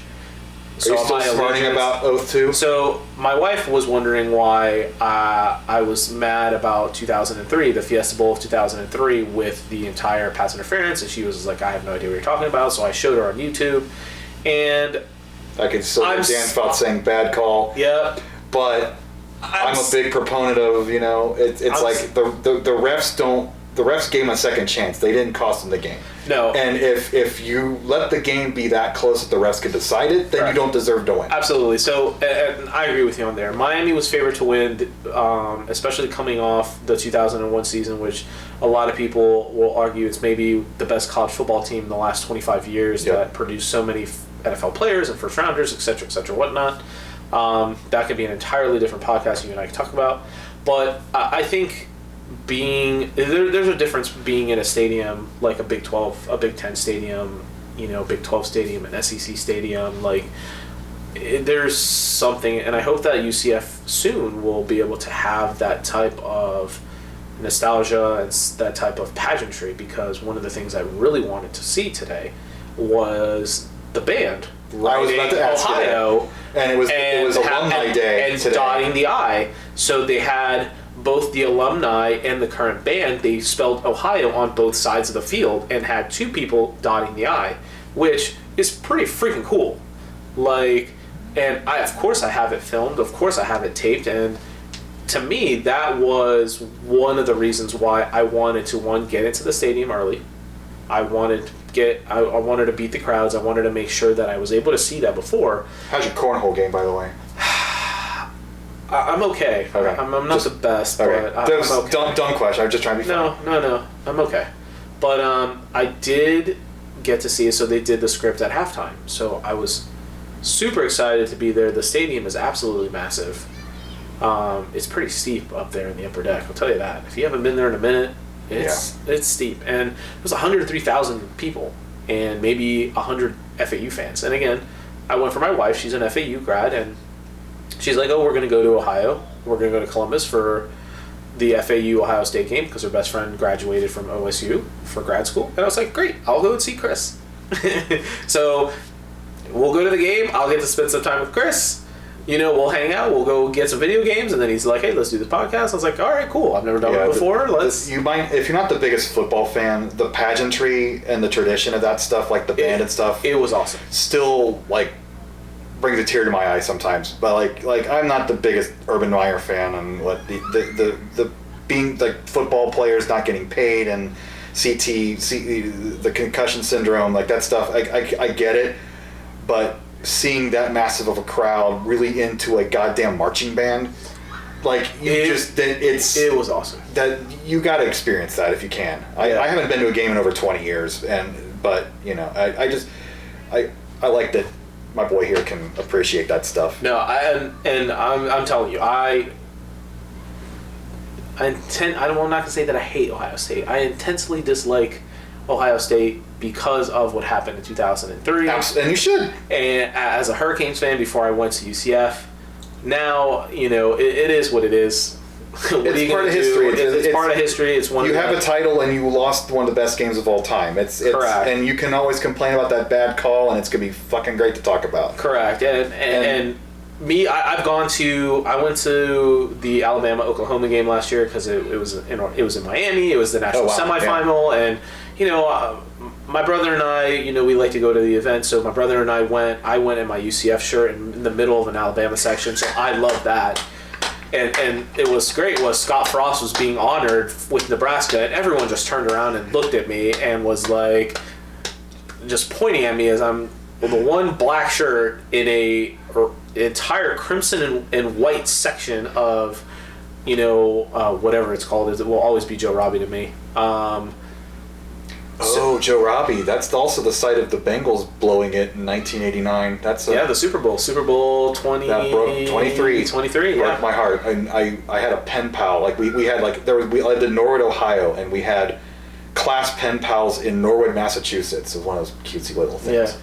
So I wrote in my note to him about the Super Bowl. It's like, I hope San Francisco has another earthquake.